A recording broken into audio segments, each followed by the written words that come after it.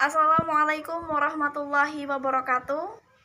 Pada kesempatan kali ini, saya perwakilan dari kelompok 10 akan mempresentasikan makalah tentang masalah-masalah di SD, mata kuliah kajian masalah pembelajaran, yang disusun oleh kelompok 10 dengan anggota Laili Astuti, NPM 04, Nur Halimah NPM 54, Erma Santika NPM 55, dan Filtra Ayu Komaria NPM 60. Langsung saja kita masuk ke materi. Yang pertama adalah apa yang dimaksud dengan pembelajaran.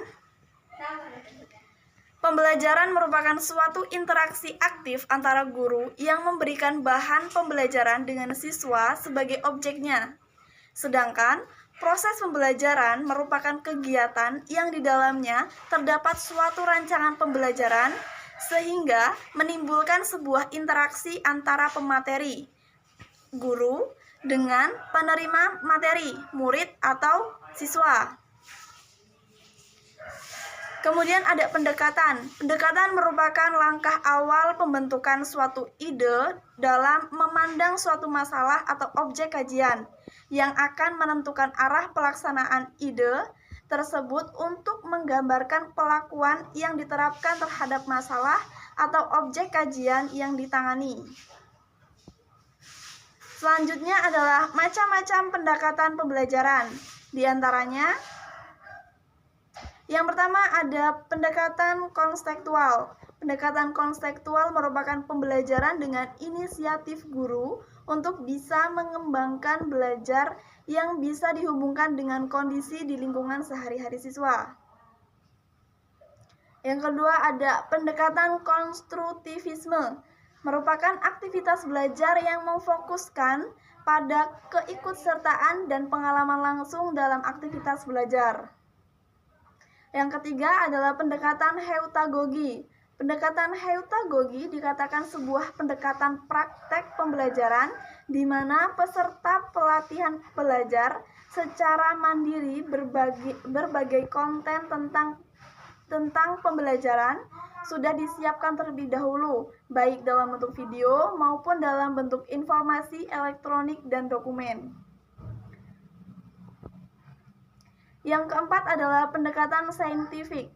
Pendekatan saintifik ini merupakan aktivitas belajar yang disiapkan agar siswa bisa aktif membangun sebuah keterampilan, pengetahuan dengan cara observasi, bertanya, bernalar, mengumpulkan data, meneliti, dan menyimpulkan.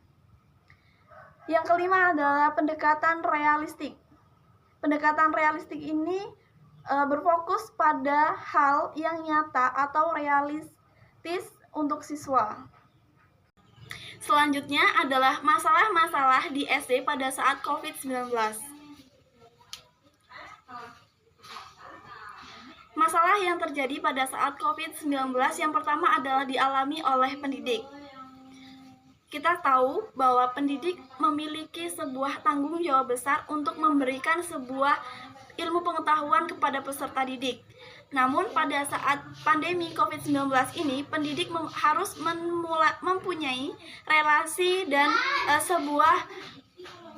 sebuah pengetahuan lebih jauh untuk membuat konsep bagaimana memberikan pembelajaran secara daring atau secara luring pada saat pandemi COVID-19. Yang pertama itu adalah pembelajaran disampaikan dengan secara daring atau tanpa tatap muka atau online, atau juga menggunakan kegiatan luring. Nah, pada pembelajaran ini, pendidik itu dituntut untuk memberikan pembelajaran dengan menggunakan metode, strategi, dan model pembelajaran yang baru. Kemudian yang kedua adalah pembelajaran disusun menggunakan media online. Jadi karena pembelajaran disampaikan tidak menggunakan tatap muka atau secara langsung, jadi seorang pendidik harus dapat mendesain dan membuat sebuah pembelajaran baru dengan via online dengan menggunakan media. Jadi pendidik dapat menggunakan sebuah bentuk video, membuat bentuk sebuah dokumen, file, atau lain sebagainya dalam bentuk file, video, dan lain-lain. Yang selanjutnya adalah menggunakan media elektronik dalam pembelajaran. Jadi setiap pembelajaran berketergantungan dengan media elektronik. Antara guru dengan siswa itu menggunakan media elektronik untuk pembelajarannya. Nah, selanjutnya adalah masalah yang dialami oleh peserta didik. Banyaknya masalah yang dialami oleh peserta didik ini yang pertama adalah malasnya peserta didik dalam pembelajaran secara online. Jadi karena pandemi COVID-19 ini yang mengharuskan pendidik itu, peserta didik harus belajar secara online, biasanya membuat kejenuhan yang terjadi pada peserta didik. Akan tetapi kejenuhan itu bisa teratasi dengan cara menggunakan bimbingan dengan orang tua atau guru. Jadi peserta didik tidak dibiarkan untuk belajar mandiri menggunakan online, tetapi harus tetap menggunakan bimbingan agar mengurangi malasnya peserta didik dalam pembelajaran secara online. Nah, yang kedua adalah kurangnya pemahaman materi pembelajaran yang disampaikan secara online.